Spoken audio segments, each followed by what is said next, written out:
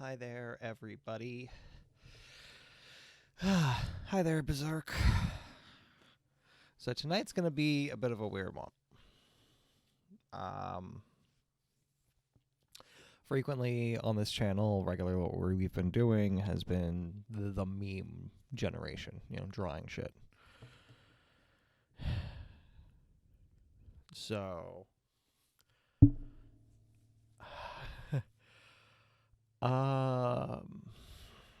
tonight we are reading a story. We are reading arguably one of the most controversial queer takes, or at least one of the most controversial pieces made by a queer person.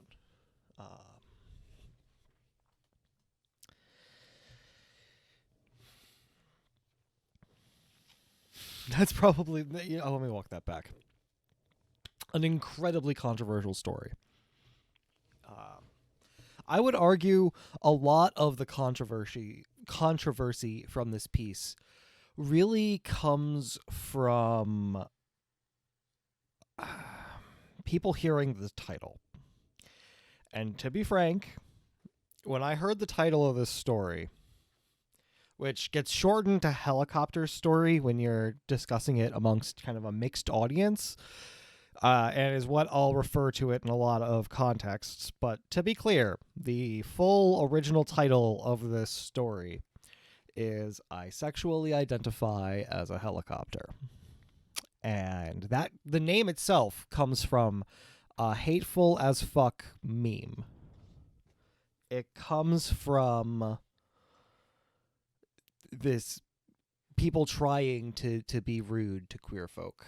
And what Isabel Fall did was take that concept and define how, in no uncertain terms, not only was it inherently revealing a lack of understanding of queerness and just human decency generally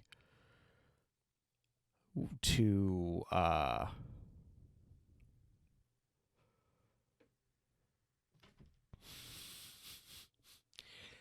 little terror.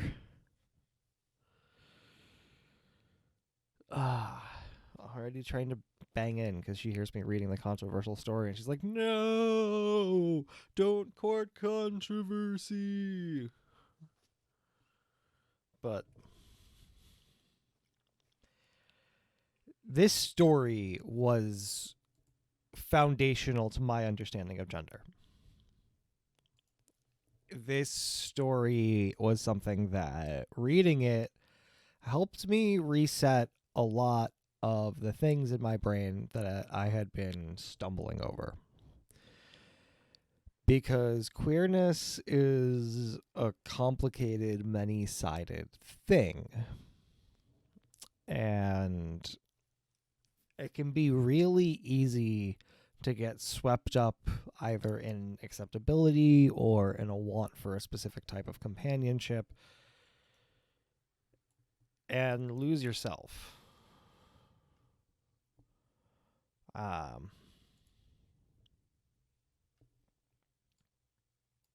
I'm actually going to let's do this. Because, frankly, I do want to have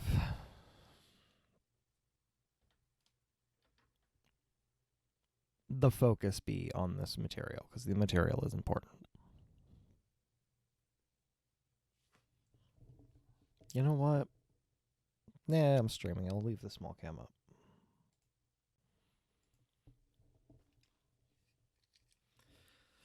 First of all, let's start with the meme, because I am already starting to feel my throat dry up a little bit. And you want to talk about gender?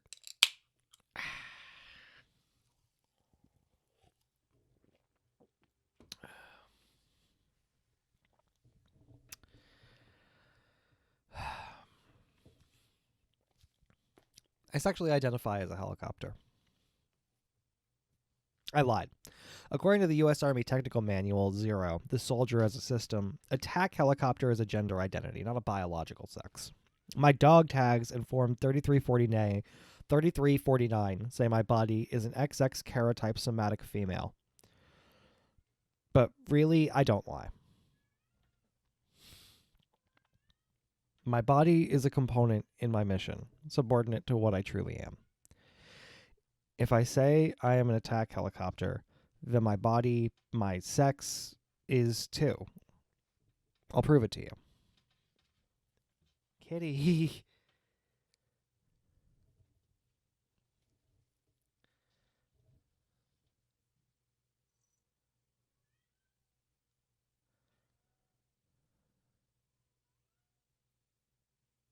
All right, hold on a half second. Her toy came in. I think that's the reason she's like banging against the door.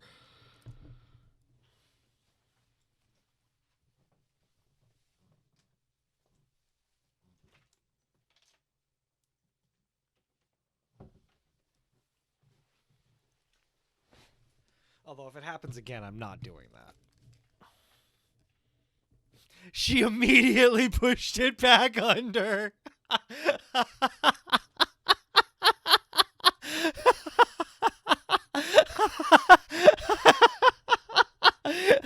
That devious little shit.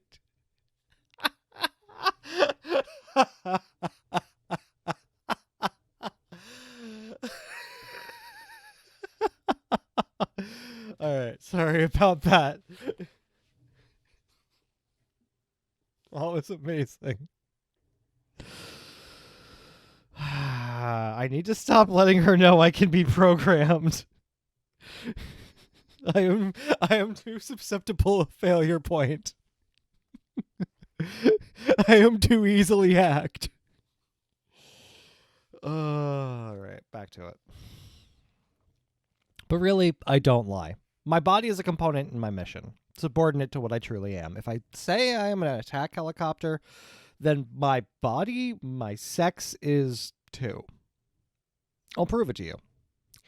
When I joined the Army, I consented to tactical role gender reassignment. It was mandatory for the MOS I'd tested into. I was nervous. I'd never been anything but a woman before. But I decided that I was done with womanhood, over what womanhood could do for me. I wanted to be something furiously new. To the people who say a woman would have refused to do what I do, I say, isn't that the point? I fly. Red evening over the white Mojave, and I watch the sun set through a canopy of polycarbonate and glass, clitoral bulge of a cockpit on the helicopter's nose. Lightning probes the burned wreck of an oil refinery, and the Santa Ana feeds a smoldering wildfire and pulls pine soot out southwest across the big Pacific. We are alone with each other, Axis and I, flying low. We are traveling south to strike a high school. Rotor wash flattens rings of desert creosote. I think that's supposed to be creosote. Did you know that creosote... Oh, no. I'm wrong. Rotor wash flattens rings of desert creosote. Did you know that creosote bushes clone themselves? The 10,000-year elders enforced dead zones where nothing can grow except more creosote. Beetles and mice live among them, the way our cities had pigeons and mice. I guess the analogy breaks down because the creosotes last tens of thousands of years. You don't need an attack helicopter to tell you that our cities haven't. The Army gave me gene therapy to make my blood toxic to mosquitoes. Soon you will have that too, to fight malaria in the Hudson floodplain and on the banks of the Greater Lake.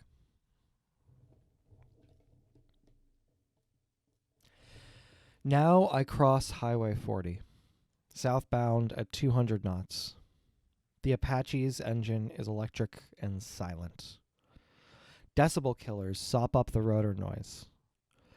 White, bright infrared vision shows me the strips of heat, the tire tracks left by Pear Mesa school buses.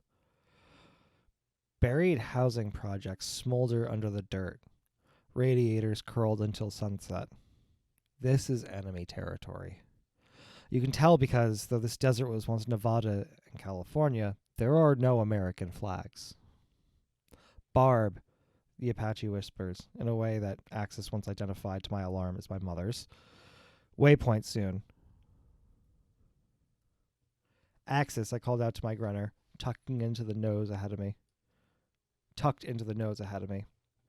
I can see only gray helmet and flight suit shoulder, but I know the body wholly, the hard knots of muscle, the ridge of pelvic girdle, the shallow navel and flat, hard chest. An attack helicopter has a crew of 2. My gunner is my marriage, my pillar, the completion of my gender. Axis. The repeated call sign means, I hear you. 10 minutes to target. Ready for target, Axis says. But there it is again, that roughness, like a fold in carbon fiber. I heard it when we reviewed our fragment orders for the strike. I hear it again now. I cannot ignore it any more than I could ignore a battery fire.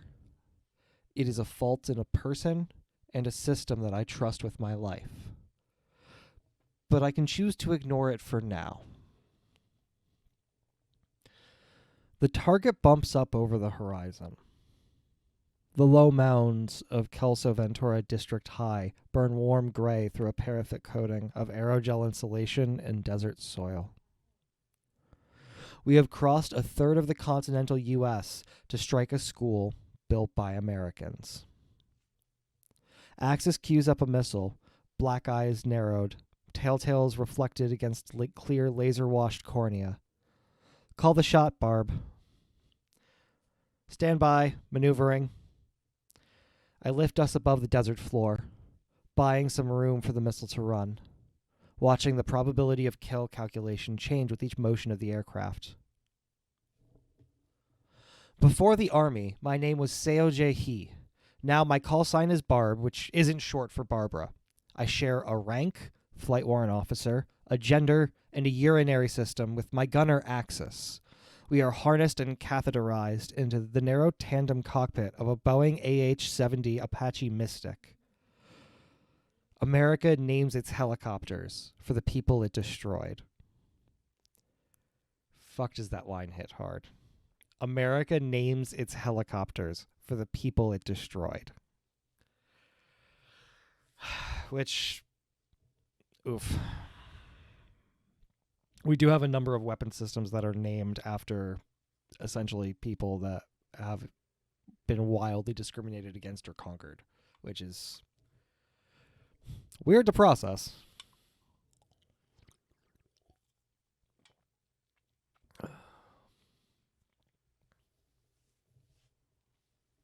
We are here to degrade and destroy strategic targets in the United States of America's war against the Pear Mesa Budget Committee.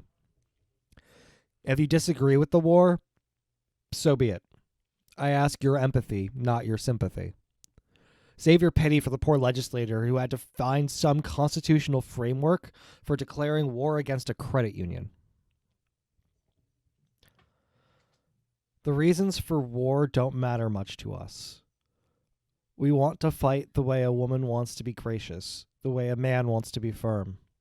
Our need is as vamp fierce as a strutting queen, and dryly subtle as the dapper lesbian, and comfortable as the soft resilience of the demi-woman. How often do you analyze the reasons for your own gender? You might sigh at the necessity of morning makeup, or hide your love for your friends behind beer and bravado. Maybe you even resent the punishment for breaking these norms. But how often, really, do you think about the grand strategy of gender? The mess of history and sociology, biology and game theory that gave rise to your pants and your hair and your salary. The casus belli.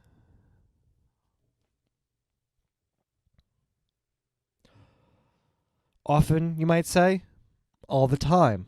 It haunts me. Then you, more than anyone, helped make me.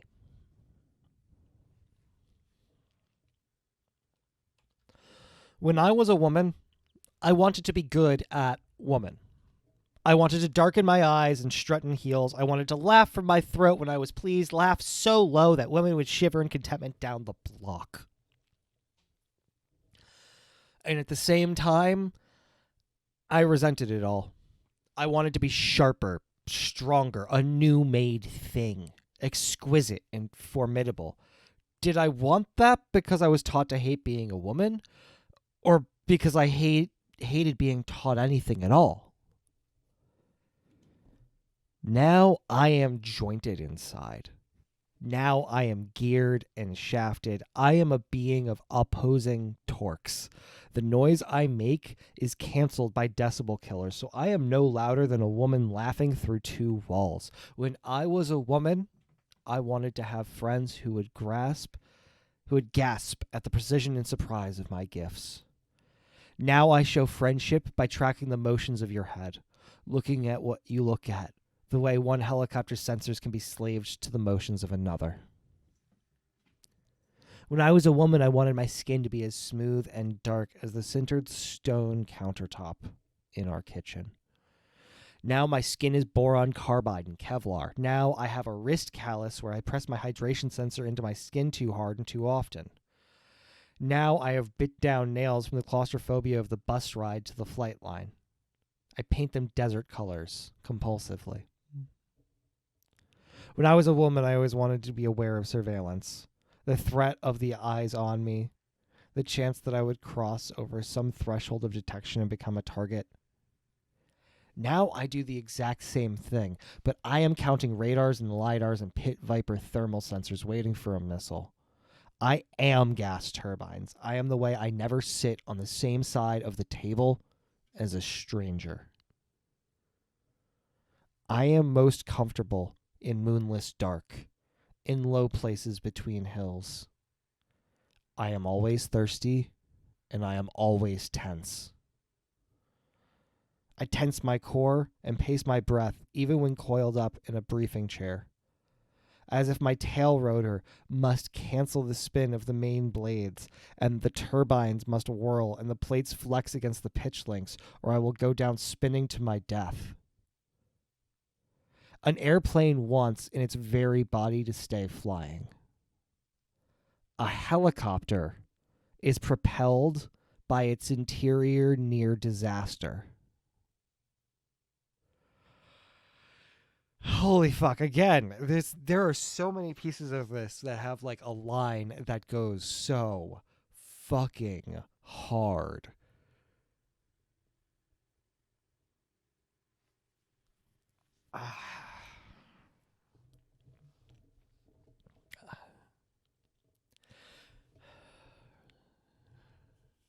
It's a fascinating story.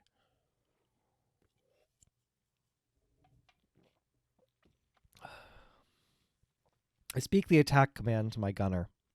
Normalize the target. Nothing happens. Axis, comms check. Barb, Axis, I hear you. No explanation for the fault. There is nothing wrong with the weapon attack parameters, nothing wrong with any system at all, except the one without any telltales. My spouse.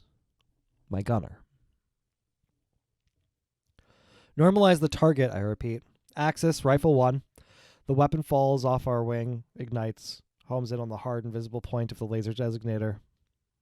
Missiles are faster than you think, more like a bullet than a bird if you've ever seen a bird. The weapon penetrates the concrete shelter of Kelso Ventura High School and fills the empty halls with thermobaric aerosol.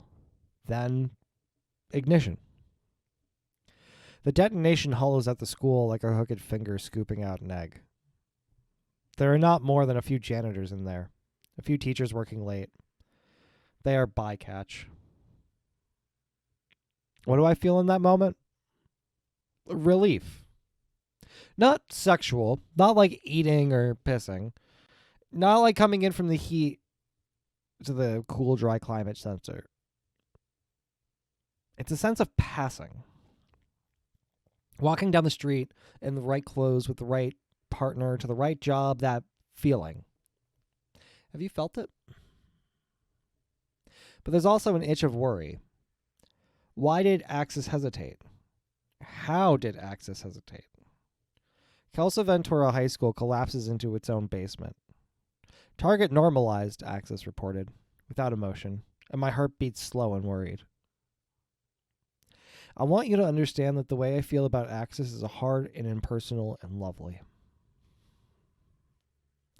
It is exactly the way you would feel if a beautiful silent turbine whirled beside you day and night, protecting you, driving you on, coursing with current, fiercely bladed, devoted.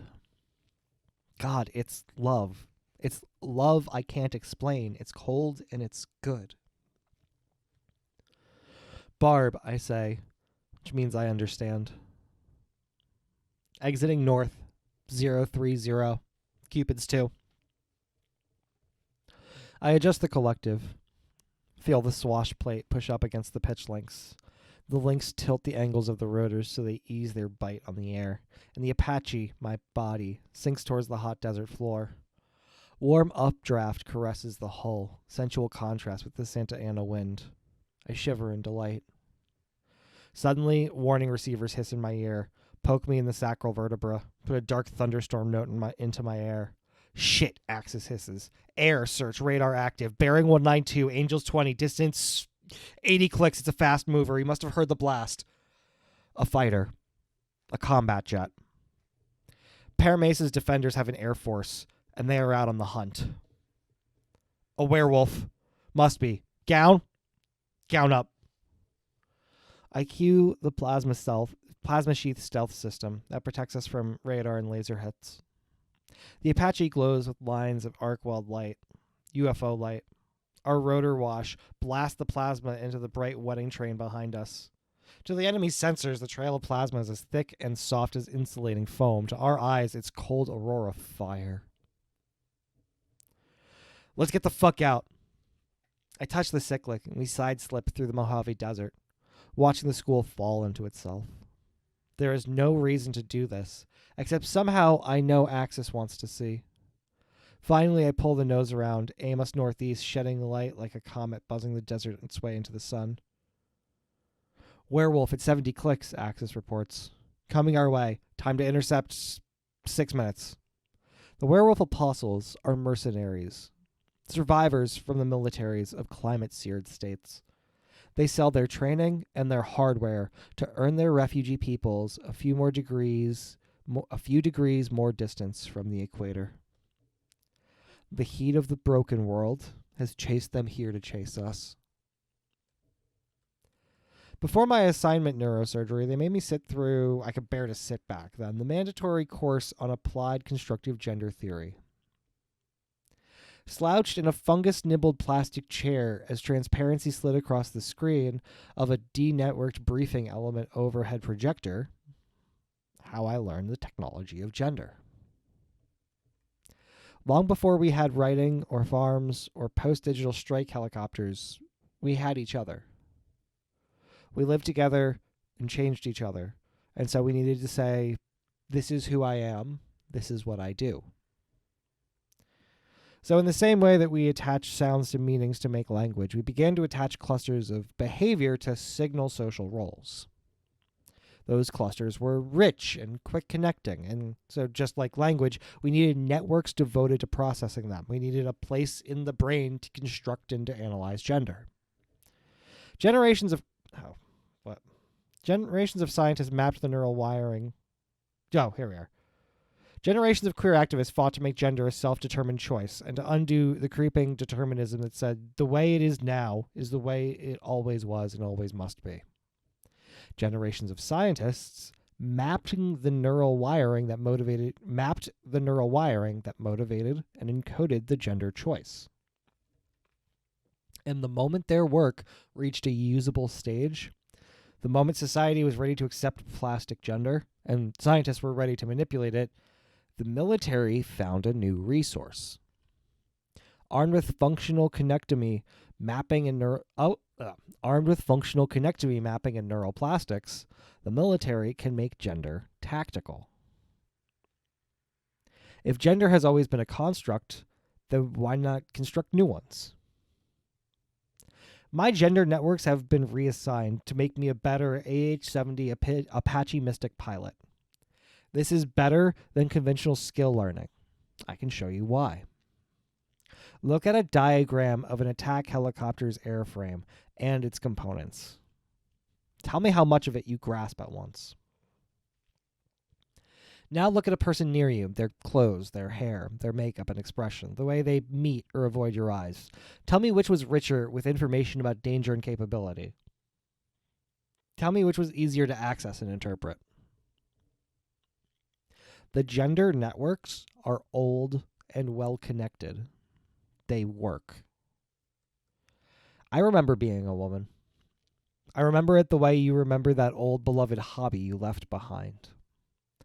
Woman felt like my prom dress, polyester satin, smooth between little hand and little hip. Woman felt like a little tick of the lips when I was interrupted, or like teasing out the mood of my boyfriend, teasing out the mood my boyfriend wouldn't explain. Like remembering his mom's birthday for him, or giving him a list of things to buy at the store when he wanted to be better about groceries. I was always aware of being small, aware that people could hurt me. I spent a lot of time thinking about things that happened right before something awful. I would look around me and ask myself, are the same things happening right now? Women live in cross-reference. It is harder work than we know. Now I think about being small as an advantage for nape of Earth maneuvers and pop-up guided missile attacks. Now I yield to speedwalkers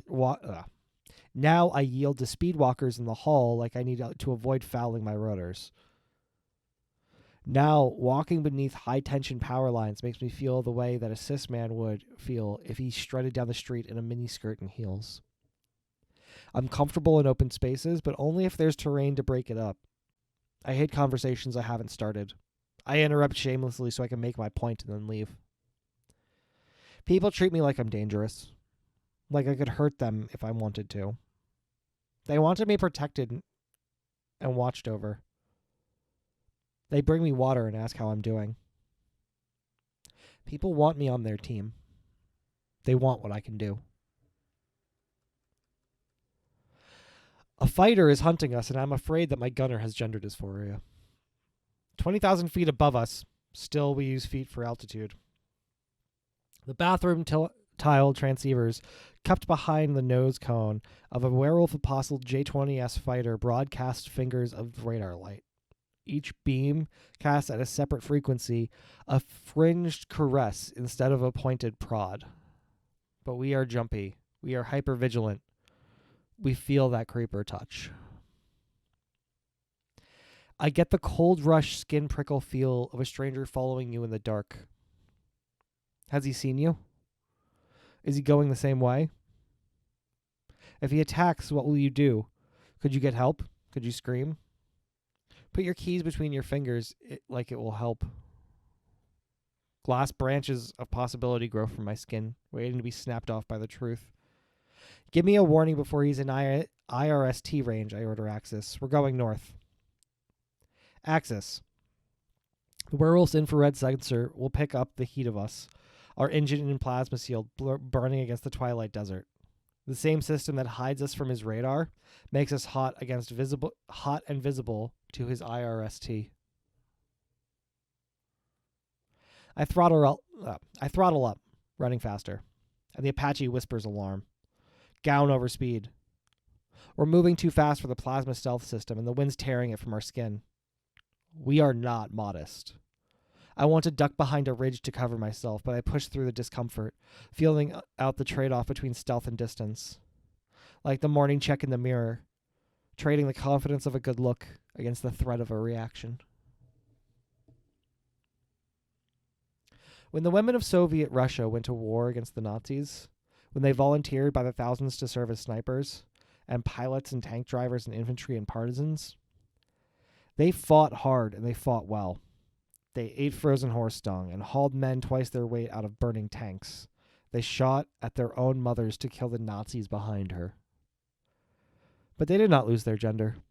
They gave up their inhibition against killing, but they would not give up flowers in their hair, polish for their shoes, a yearning for the young lieutenant, a kiss on his dead lips. And if that is not enough to convince you that gender grows deep enough to thrive in war, when the war ended, the Soviet women were punished.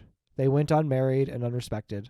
They were excluded from the victory parades. They had violated their gender to fight for the state, and the state judged that violation worth punishment more than their heroism was worth reward. Gender is stronger than war. It remains when all else flees.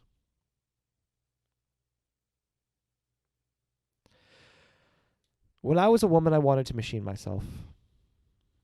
I loved nails cut like laser arcs and painted violet and bright in bathrooms that smelled like laboratories. I wanted to grow thick legs with fat and muscle that made shapes under the skin of like Nazca lines. I loved my birth control, loved that I could turn my period off, loved the home beauty feedback kits that told you what to eat and dose to adjust your scent, your skins, your moods. I admired, wasn't sure if I wanted to be or wanted to fuck the women in the build your own shit videos I watched in our local Image or the old internet.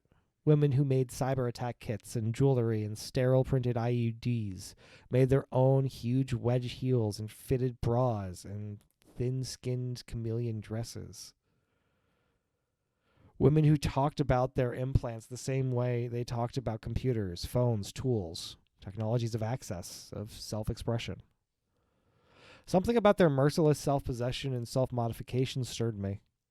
The first time I ever meant to masturbate, I imagined one of those women coming to my house, picking the lock, telling me exactly what to do, how to be like her.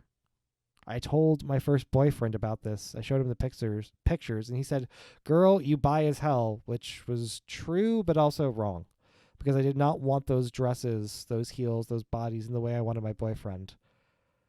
I wanted to possess that power. I wanted to have it and be it.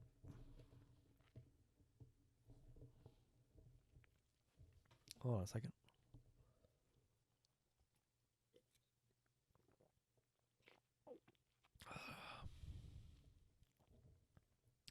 The Apache is my family now.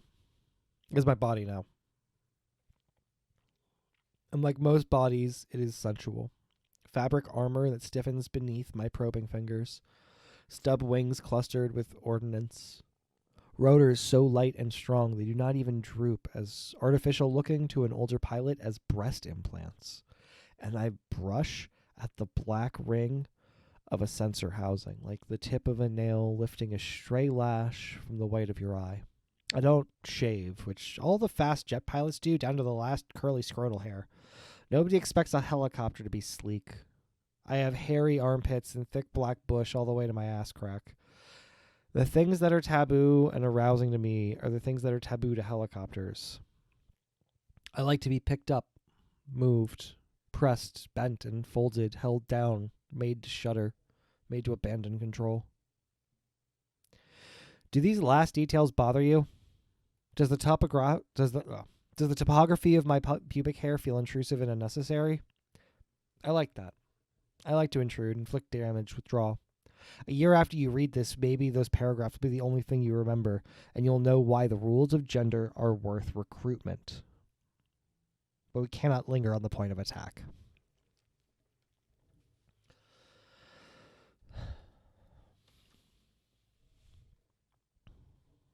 He's coming north. Time to intercept. 3 minutes. Shit, how long until he gets us on thermal? 90 seconds with the gown on. Danger has swept away Axis's hesitation. Shit. He's not quite on zero aspect. Yeah, he's coming up a few degrees off our heading. He's not sure exactly where we are. He's hunting. I'll be sure soon enough. Can we kill him? With sidewinders?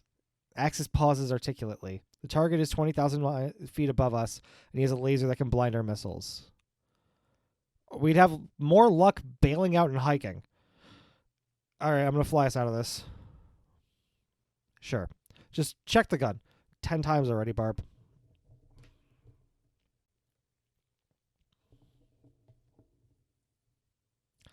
When climate and ecology and pathology all finally and totally When climate and economy and pathology all finally went in totally critical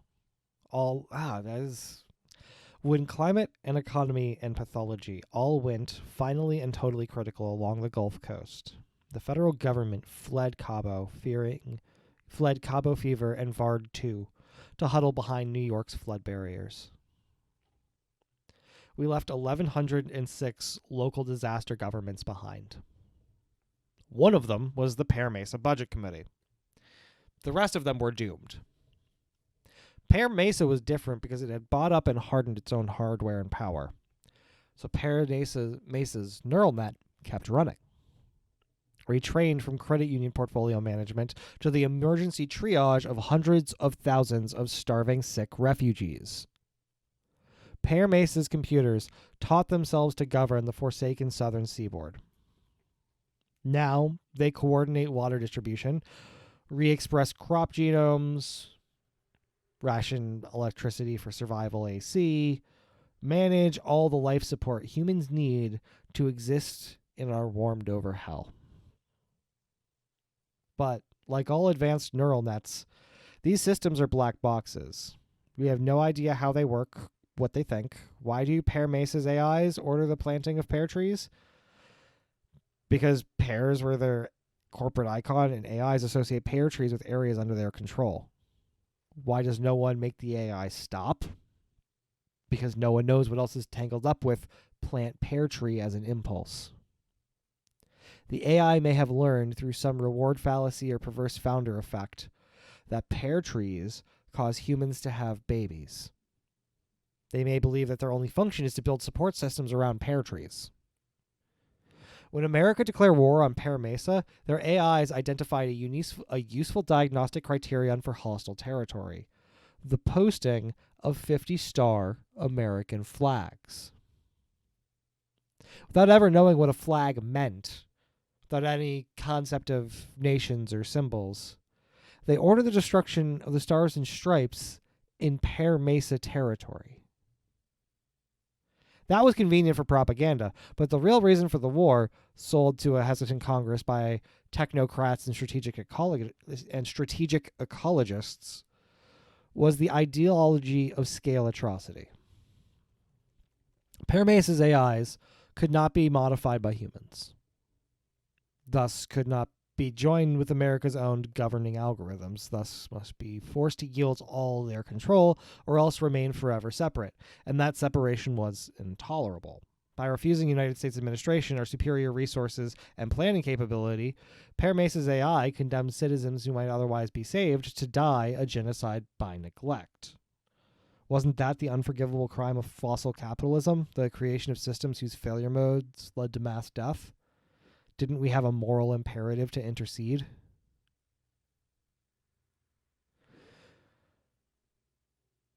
Pear Mesa cannot surrender because the neural nets have a basic imperative to remain online. Pear Mesa's citizens cannot question the machine's decisions. Everything the machines do is connected in ways no human can comprehend now. Disobey one order and you might as well disobey them all. But none of this is why I kill. I kill for the same reason men don't wear short skirts. The same reason I used to pluck my eyebrows. The reason NB people are supposed to be unfair and stupid still, but yes, androgynous with short hair. Are those good reasons to do something? If you say no, honestly no, can you tell me you break these rules without fear of cost? But killing isn't a gender role, you might tell me. Killing isn't a decision about how to present your own autonomous self to the world. It is coercive and punitive. Killing is therefore not an act of gender. I wish that were true. Can you tell me honestly that killing is a genderless act? The method, the motive, the victim? When you imagine the innocent dead, who do you see? Barb, Axis calls softly. Your own voice always sounds wrong on recordings, too nasal. Axis's voice sounds wrong when it's not coming straight through into my skull through a helmet mic. Barb, how are we doing? Exiting 150 knots north. Still in his radar, but he hasn't locked us up yet. How are you doing? I cringe in discomfort. The question is an indirect way for Axis to admit something's wrong, and that indirection is obscene. Like hiding a corroded tail rotor bearing from your maintenance guys. I'm good, I say with a fake ease. I'm in flow, can't you feel it? I dip the nose to match a drop-off below, provoking a whine from the terrain detector. I am teasing, striking a pose. We're gonna be okay. I feel it, Barb. But Axis is tense, worried about our pursuer and other things. Axis doesn't laugh. How about you? Nominal. Again, the indirection, again, the denial, and so I blurted out. Are you dysphoric? What? Axis says calmly. You've been hesitating, acting funny. There is no way to ask someone if their militarized gender conditioning is malfunctioning. Are you good? Hesitation. It makes me cringe again in secondhand shame. I don't know. Do you need to go on report? Severe gender dysphoria can be a flight risk. If Axis hesitates over something that we need to be done instantly, the mission could fail decisively. We could both die. I don't want that, Axis says. I don't want that either, I say, desperately. I want nothing less than that. But Axis, if the warning receiver climbs to a steady crow call. He knows we're here, I say to Axis, tight inhalation. He can't get a lock through the gown, but he's aware of our presence. Fuck, blinder, blinder, blinder. He's got a laser on us. The fighter's LiDAR pod is trying to catch the glint off a reflection of us. Shit, Axis says. We're going to get shot. The gown should defeat it. He's not close enough yet for thermal. He's going to launch anyway. He's going to shoot and then go lock to steer it in. I don't know. Missiles aren't cheap these days. The ESM mast is on the Apache's rotor hub, mounted like a lamp on a post, containing a cluster of electro-optical sensors that constantly scan the sky. The distributed aperture sensor. When the DAS detects the flash of a missile launch, it plays a warning tone and uses my vest to poke me in the small of my back. My vest pokes me in the small of my back. Barb, missile launch, south. Barb, Fox 3 inbound, inbound, inbound. He fired, Axis called. Barb? Barb, I acknowledge. I fuck. Oh, you want to know. Many of you, at least. It's all right. An attack helicopter isn't a private way of being. Your needs and capabilities must be maintained for the mission. I don't think becoming an attack helicopter changed who I wanted to fuck. I like butch, assertive people. I like talent and prestige, the status that comes of doing things well. I like talent and prestige. I was never taught the lie that I was wired for monogamy. But I was still careful with men. I was still wary, and I could never tell him why. That I was afraid not because of him, but because of all the men who seemed good like him at first and then turned into something else. No one stalks an attack helicopter. No slack-eyed, well-dressed drunk punches you for ignoring the little rape he slurs at your neckline. No one ever breaks your heart. With my dopamine system tied up by the reassignment surgery, fully assigned to mission behavior, I can't fall in love with anything except my own purpose. Are you aware of your body? Do you feel your spine when you stand, when your hips when you walk, the tightness and the mass in your core? When you look at yourself, whose eyes do you use? Your own? I am always in myself. I never see myself through my partner's eyes. I have weapons to use, of course, ways of moving, moans and cries, but I measure those weapons by their effect, not by their similarity to some idea of how I should be. Flying is the loop of machinery and pilot, the sense of your motion on the controls translated into torque and lift. The airframe's reaction shaping your next motion until the loop closes and machine and pilot are one. Awareness collapsed to the moment. You are always doing the right thing exactly as it needs to be done. Sex is the same. The search for everything in an instant. Of course I fuck Axis. A few decades ago, this would have been a crime. What a waste of a perfectly useful behavior. What a waste of that lean muscled form, those perfect killing hands that know me millimeter by millimeter, system by system, so there is no mystique between us. No secret places or feminine mysteries, only the tortuously exact technical exercise of nerves and pleasure. Oxytocin released to flow between us by the press of knuckles in my cunt.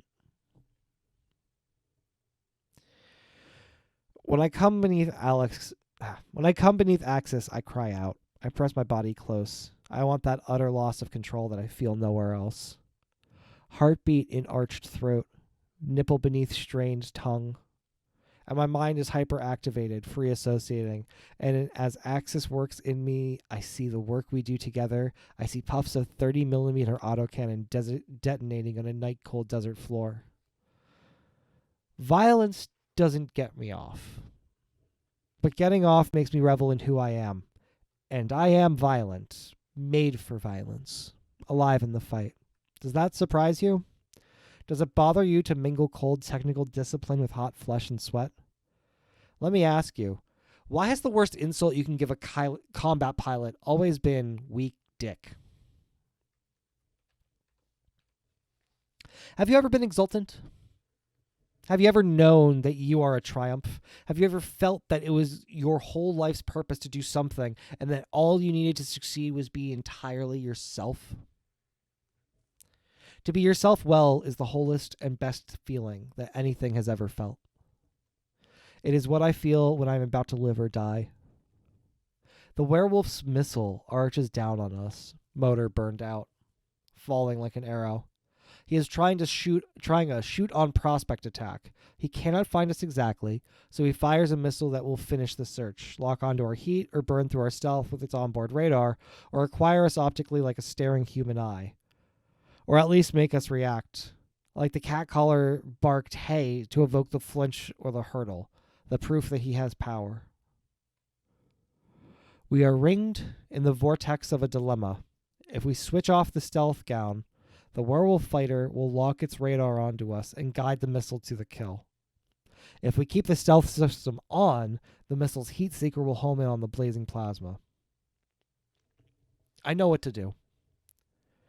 Not in the way you learn how to fly a helicopter, but the way you know how to hold your elbows when you gesture.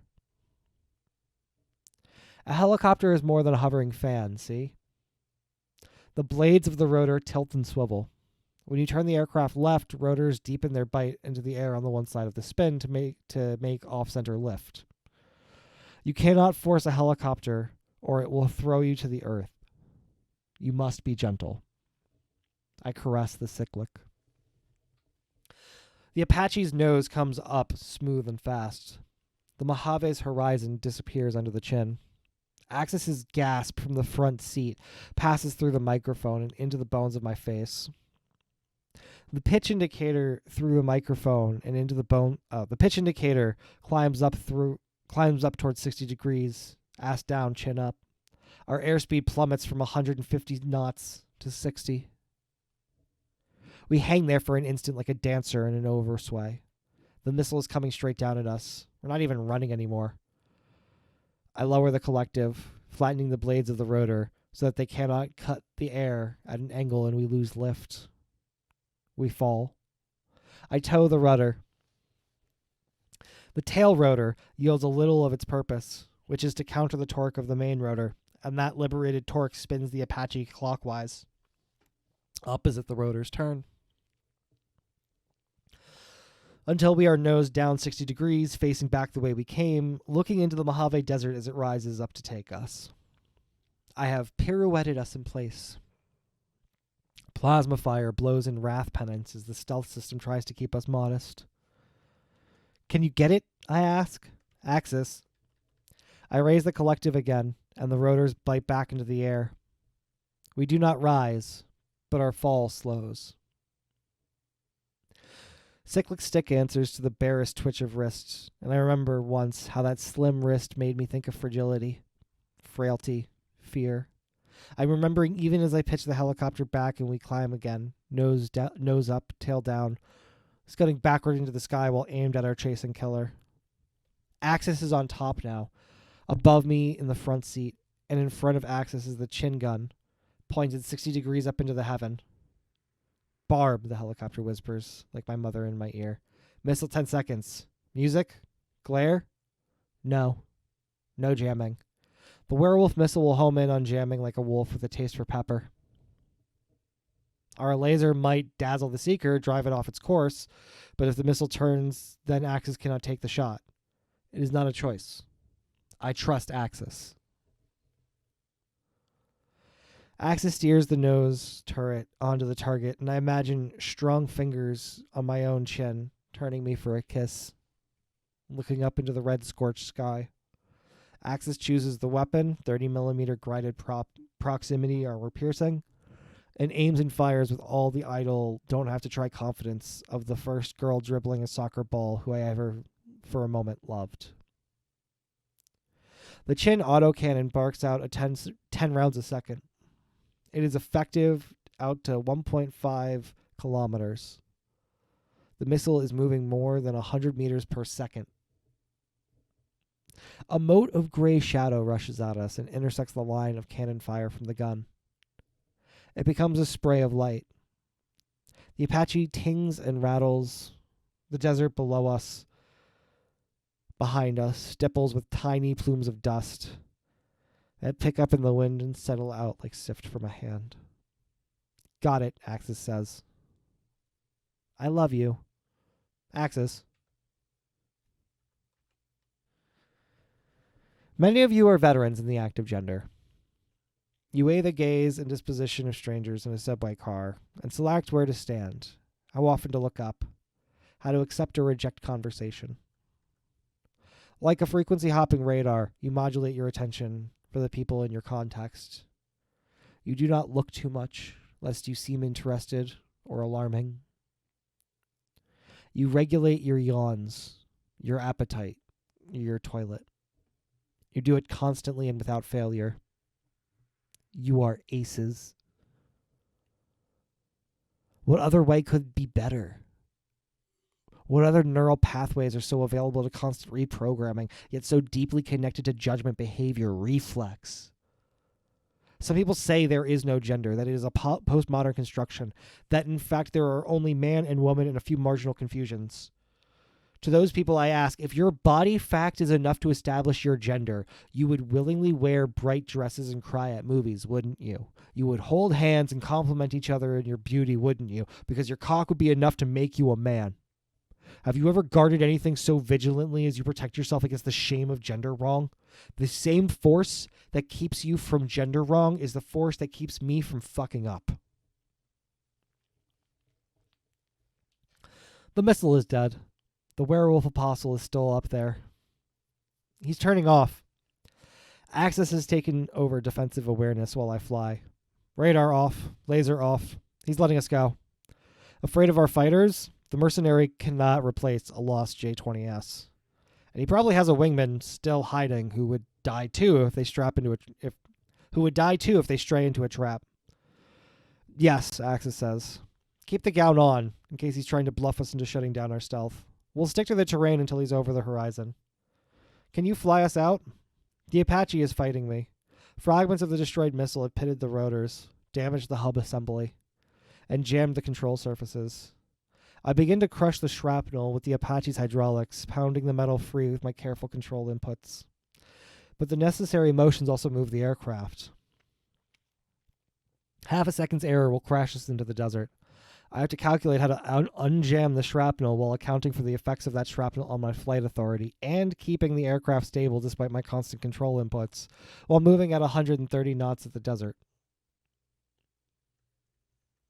Barb, I say. Not a problem. And for an hour, I fly without thought, without any feeling, except the smooth stone joy of doing something that takes everything. The night desert is black to the naked eye, soft gray to thermal. My attention flips between my left eye, focused on the instruments, and my right eye looking outside. I am a black box, like the Mesa AIs. Information arrives, a throb of feedback into the cyclic, a shift of Axis's weight, a dune crest ahead. And my hands and my feet move to hold it steady. If I focus on what I was doing, it would all fall apart, so I don't. Are you happy? Axis asks. Good to talk now. Keep my conscious mind from interfering with the gearbox of reflexes below. Yeah, I say, and I blow out a breath into my mask. Yeah, I am. A lightness in my ribs. Yeah, I feel good. Why do you think we just blew up a school? Why did I text my best friend the appearance and license number of all my cab drivers just in case? Because those were the things that had to be done. Listen, I exist in this context. To make war is part of my gender. I get what I need from the fight line, from the oozing, from the flight line, from the ozone tang of charging stations and the shimmer of distant bodies warping in the tarmac heat. From the 20 minutes of anxiety after we land when I cannot convince myself that I am home and safe and that I am no longer keeping us alive with the constant adjustments of my hand and feet. Deplete their skilled labor supply, I guess. Attack the demographic curve. Kind of a long-term objective. Kind of makes you think it's not going to be over by election season. We don't get to know why the AIs picked the targets. Maybe destroying the school was an accident, a quirk of some otherwise successful network, coupled to the load-bearing elements of a vast strategy. Hey, I say after a beat of silence. You did good back there. You thought I wouldn't. Barb, a more honest yes than yes, because it is my name, and it acknowledges I am the one with the doubt. I didn't know if I would either, Axis says. It feels exactly like I don't know if I love you anymore. I lose control for a moment, and the Apache rattles in bad air, and the tail slews until I stop thinking and bring everything back under control in a burst of rage. You're done? I whisper into the helmet. I have never even thought about this before. I am cold, sweat-soaked, and shivering with adrenaline come down, drawn out like a tendon in high heels, a just off the dance floor feeling. Post-voracious. Satisfied. Why would we choose anything else? Why would we give this up when it feels so good to do it, when I love it so much? I have questions. The tactical channel processes the sound of Alex swallowing into a dull point of sound, like dropped plastic.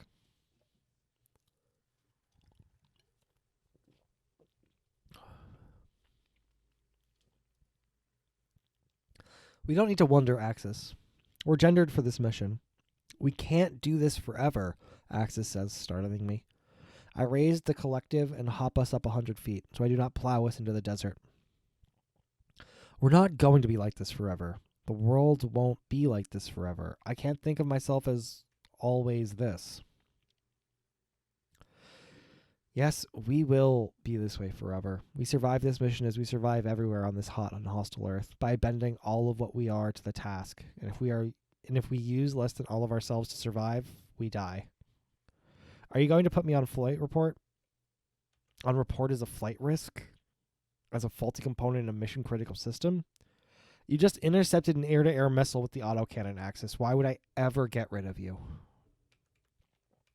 Because I'm useful, Axis says. Because I can still do what I'm supposed to do. That's what you love. But if I couldn't, I'm distracting you. I'll let you fly. I spare one glance for the gray helmet in the cockpit below mine. Politeness is a gendered protocol. Who speaks and who listens. Who denies need and who claims it. As a woman, I would have pressed Axis. As a woman, I would have unpacked the unease and disquiet. As an attack helicopter whose problems are communicated in brief, clear datums, I should ignore Axis. But who was ever only one thing? If you want to be something else, I say, someone who doesn't do what we do, then I don't want to be the thing that stops you. Bird's gotta land sometime, Axis says, doesn't it? In the applied constructive gender briefing, they told us that there have always been liminal genders. Places that people passed through on their way to somewhere else. Who are we in those moments when we break our own rules? The straight man who sleeps with men. The woman who can't decide if what she feels is intense admiration or sexual attraction. Where do we go? Who do we become? Did you know that instability is one of the most vital traits of a combat aircraft? Civilian planes are built stable, hard to turn, inclined to run straight ahead on an even level. But a military aircraft is built so it wants to tumble out of control. And it is held steady only by constant automatic feedback, the way I am holding this Apache steady now. Something that is unstable is ready to move, eager to change. It wants to turn, to dive, to tear away from stillness and fly. Dynamicism requires instability. Instability requires the possibility of change. Voice recorder is off, right? Axis asks. Always. I love doing this. I love doing it with you. I just don't know if it's right. Thank you, I say. Barb? Thank you for thinking about whether it's right. Someone needs to. Oh, excuse me. Maybe what Axis feels is a necessary new queerness. One which pries the tools of gender back from the hands of the state and the economy and the war. I like that idea. I cannot think of myself as a failure, as something wrong, a perversion of a liberty that past generations fought to gain. But Axis can, and maybe you can too. That skepticism is not what I need, but it is necessary anyway. I have tried to show you what I am. I have tried to do it without judgment. That I leave to you. Are we going to make it? Axis asks, quietly. The airframe shudders in crosswind. I let the vibrations develop, settle into a rhythm, and then I make my body play the opposite rhythm to cancel it out. I don't know, I say, which is an answer to both of Axis's questions. Both of the ways our lives are in danger now. Depends on how well I fly, doesn't it? It's all up to you, Barb, Axis says with absolute trust. Take us home. A search radar brushes against us, scatters off the gown, turns away to look in likelier places. The Apache's engine growls, eating battery, turning charge into motion. The airframe shudders again, harder, wind rising as cooling sky fights blazing ground. We are racing 150 feet above the larger Mojave, where we fight a war over some new kind of survival, and the planet we maimed grows that desert kilometer by kilometer. Our aircraft is wounded in its body and in its crew. We are propelled by disaster. We are moving swiftly.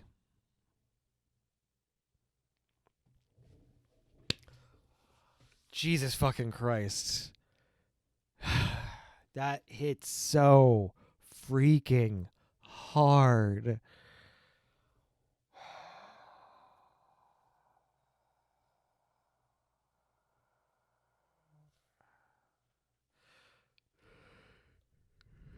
That is amazing. That story, every time I read it, it sends chills down my spine. There's a couple things I want to point out. I have been speaking for a while, and I'm going to play this commercial really quick. Not because this is a commercial I'm like sponsoring, but because I want anybody who is sitting here being like even vaguely questioning whether or not this could be realistic, or looking at it like the war's not going to be against AI. I used to think that.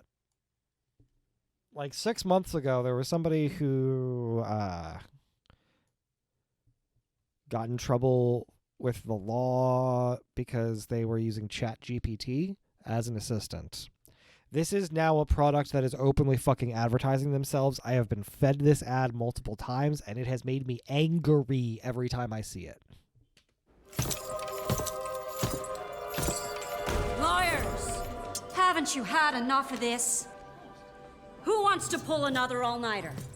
You? You? Didn't think so. Who's gonna review a ton of evidence? You?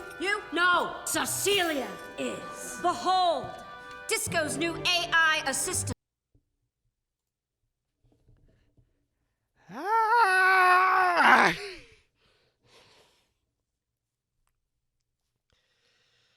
There are a lot of places where AI will have some utility. we really do not want to have the AI systems integrated into law. That is how you end up with like genuine fucking nightmares.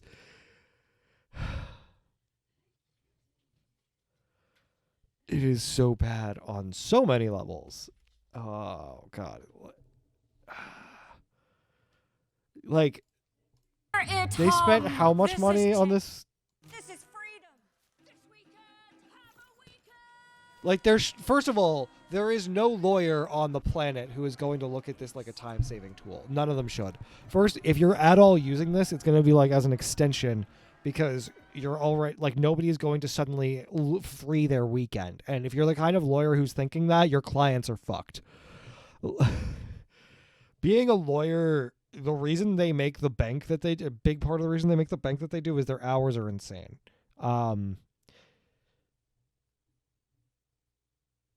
The amount of research you need to do, the amount of like digging into cases, the amount of looking up the specifics of individual law, and like, because it's not just you get things passed once. There's like entire branches of law that you'll only bump into when you're on a specific case that you didn't have to like memorize all of the pieces of. You just had to know the base structure of to get past the bar.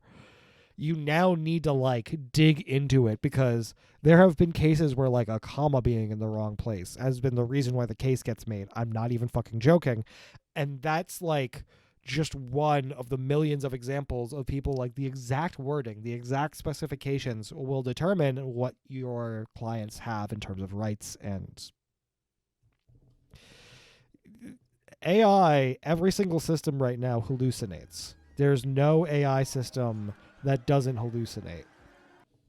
And by hallucinate, I mean just makes up shit. Like it is impossible for them to not randomly invent facts confidently because they're not actually speaking. That's the thing that I think a lot of people are like getting confused by because they're asking it a question and it is responding in whole English, and it seems like it's saying something meaningful. It is combining facts that it has on record in like a Wikipedia kind of format with the equivalent of a really advanced version of your cell phone's predict the next word text. That's all it is. And that's a fucking problem. Because it's not actually thinking. It's not actually able to determine if something is a fact.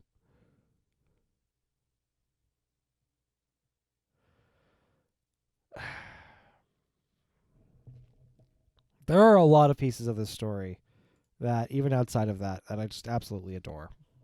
The very concept of liminal gender is something that it is explored beautifully here. And honestly, it is something that I wanted to be taught in schools entirely because I want the idea of queerness to start expanding. Like, I think an understanding of gender expression and gender euphoria would have a lot of men who are currently trying to frame themselves as transphobic or frame their transphobia as like natural. I think it would lead them to understand either there is specific language to discuss a lot of the feelings that they've had, and for some folk it will absolutely be like an awakening of like, oh, I've never felt any of this, and of course I want to try on the dresses. Doesn't everybody? Have you considered transitioning, friend? God,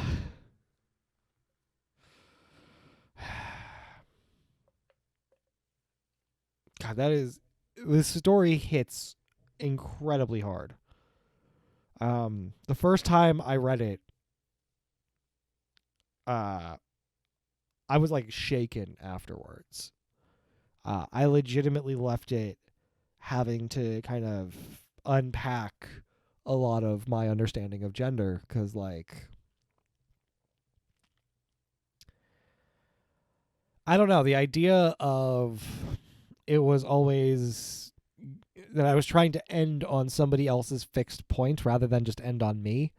And the idea of like stop thinking of it as just there are these two very thin roles and start thinking in terms of like people are fucking weird and our genders should be as expressive of that. And maybe in order for them to be as able in your particular brain, you have to find unique language to express that.